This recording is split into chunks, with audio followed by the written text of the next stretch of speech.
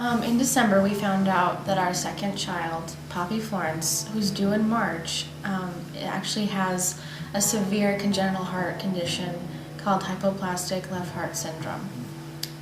We found this out in Billings right before Christmas, and just since we're just kind of day to day, just in constant prayer about what's next for her.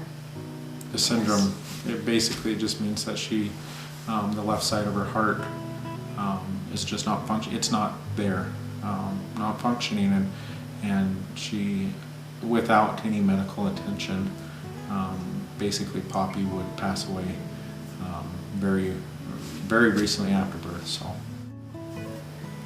the news. It was stunning. It was stunning. Yeah. I had a small hunch there might be something up when we were referred to Billings.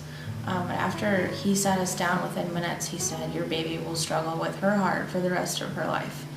We both were just hard to breathe. It was hard to breathe. It just hit, and it still hits. It's kind of like a roller coaster day to day. Yeah. There are days where you feel like I can do this and we're going to go for it, and then there's other days where it hits harder, especially when you see or read up on news on the syndrome and everything like that. It hits hard. It does hit hard, yeah. Well, if anything, I would say that this has impacted our faith for the better.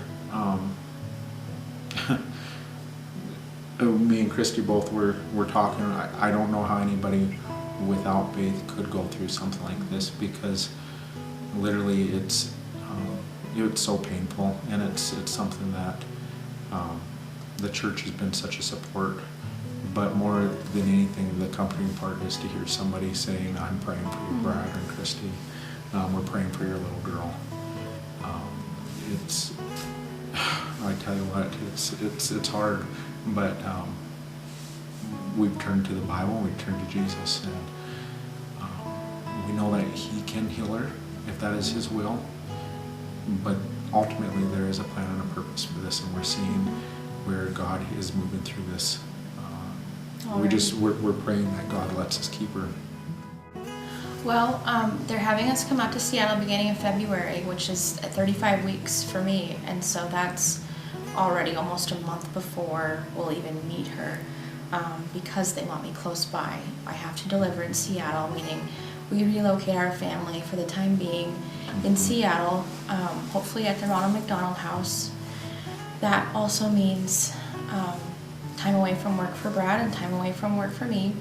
Granted, I was planning on a month or two off of work, but they're saying if all goes well with Poppy, that we'll be out there 6 to 8 weeks, give or take. That could be longer. We just don't know. Well, we've been approached by a couple friends who really want to put on a benefit for us, and we decided the best place for this would be at our church. And so it will be February 2nd, which is a Saturday at 9 a.m. and pancakes and breakfast will be served, and anyone wanting to come is welcome. There will be the little fundraising items that are posted on the blog and the Facebook page for sale, and there will be raffles and silent auctions for anyone who kind of wants to participate in that way. Oh, pray for healing. That's huge for us, but pray that Poppy's life ministers to people, brings people to Christ. That's our number one goal as Christians, and I think it's important going through all this. We just want to see kind of a legacy for Poppy, that her life meant something, no matter the outcome.